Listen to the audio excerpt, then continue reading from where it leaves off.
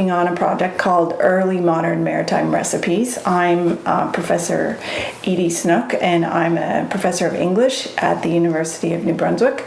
We also have collaborators at Dalhousie University, where Dr. Lynn Bennett is also working on our project as well.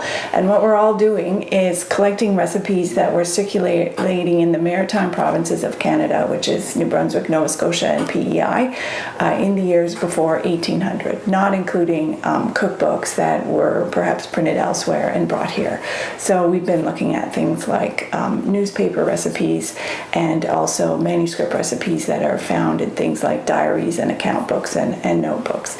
Hi, my name is Karim Bakouche. I'm a PhD candidate in the history department at UNB, and I'm a research assistant on this awesome project. And I'm Annabelle Babineau. I'm an English graduate student at UNB, and I'm also a research assistant on this project. My name is Siobhan Carlson. I'm a master's student in the interdisciplinary faculty, and I'm also a research assistant on this project. Over the course of the project, we've found very few cookery recipes. The recipes have been predominantly medicinal as well as agricultural, which is quite interesting.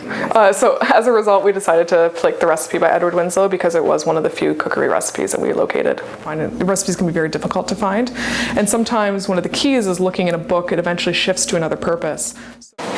The recipe we were working with was located in the UNB Archives and Special Collections Edward Winslow collection.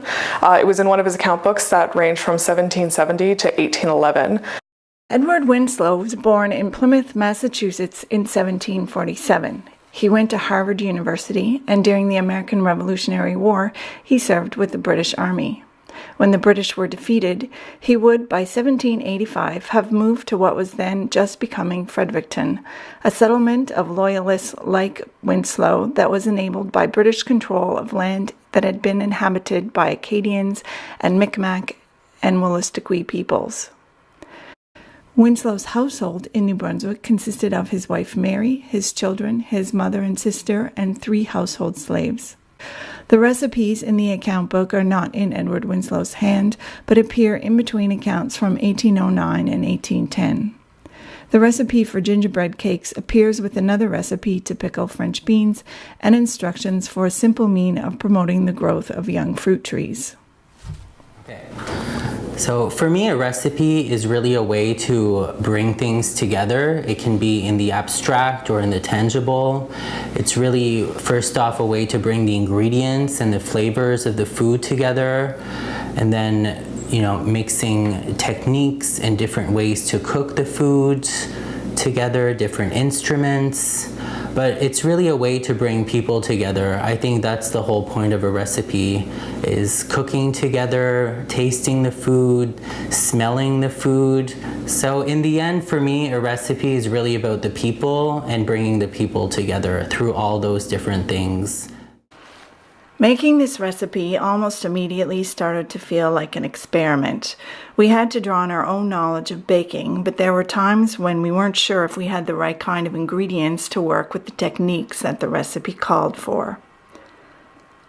For the flour, we used Spearville Organic Whole Wheat White Flour. This is a locally produced flour, but it's slightly heavier than a standard cake flour.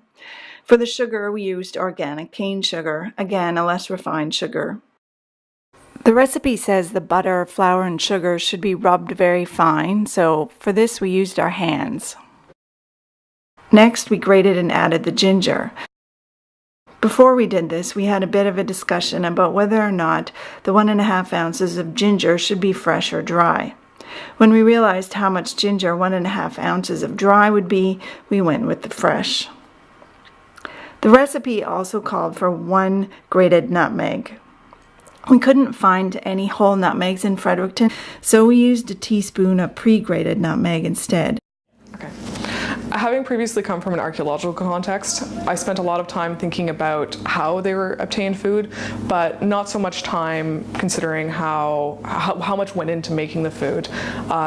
For me, what a recipe has become is so much more than what I previously thought. The next step was adding the treacle, or molasses, as we now call it here.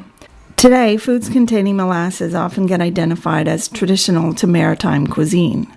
So in maritime settler culture, we have maritime brown bread, which is a whole wheat bread with molasses, and baked beans, which are often served with fish cakes. Our molasses was from Crosby's, a big long-standing New Brunswick molasses maker. So for me, a recipe is about seeing a voice that we don't necessarily always see, especially for early modern history. Edward Winslow was a prominent member, and he was a very powerful person in New Brunswick, yet he was probably not the one making these recipes. It would have been his wife, his children, his servants, or his slaves that would have made the recipe. So we get a glimpse in the lives of people that we might not have voices or recorded voices for. And that's what I think a recipe is. We were a bit worried at this stage that the dough would never stick together well enough to be rolled out. It was quite dry and it didn't seem very sticky. It was here that we really turned into experimenters, largely from anxiety that the whole thing was going to be a bust. So we made 2 batches, keeping one with the original recipe and adding more ingredients to the other. All right, so we innovated a little bit.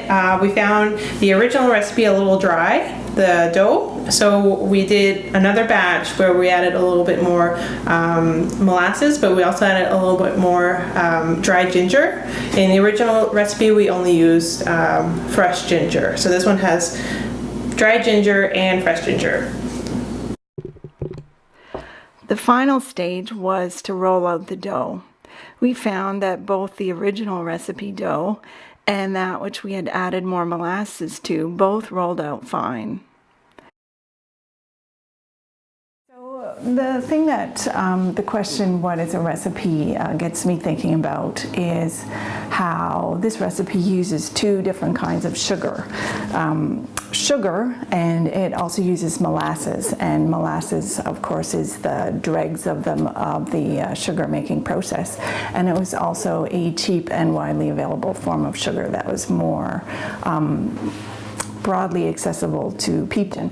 But in the 19th century, when the Winslows were making this recipe, sugar was imported into the maritime region from the Caribbean, where there was a major sugar producing industry, growing sugar cane, and up until the abolishment of slavery in the 1830s, sugar was produced by slaves.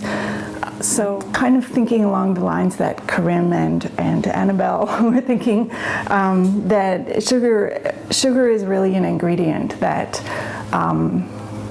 because it travels long distances, it really brings people together, but the way that in which people are brought together isn't always totally just or equitable or fair. Recipes are also things that make visible the ethical issues of the past and the politics and the power struggles and colonialism and imperialism. And we cut the dough with a glass, and then we put them on a baking sheet using some parchment paper so they wouldn't burn, and we put them in the oven. You guys tasted ginger? More molasses. Mostly molasses, yeah. I see little bits of ginger like that. But it tastes pretty good. It's nice warm. Tastes good with milk, probably. This is the one that we innovated with because we were worried it wouldn't be good. It can taste a bit more ginger. But Chewier. it's chewier too. Yeah. We added more molasses to this one, right? Yes. Yeah, but they're both nicely crispy on the outside and soft inside. Yeah. Not a bad cookie. In terms of the texture, it's similar, even though these ones are a little softer, but it's not extreme in the difference. It's still close, I find. I actually think I like the original recipe better. It's a little more subtle. Yeah. Yeah. Yeah. Thanks for watching. History cookies. History cakes. Yeah. History cakes. Take 2.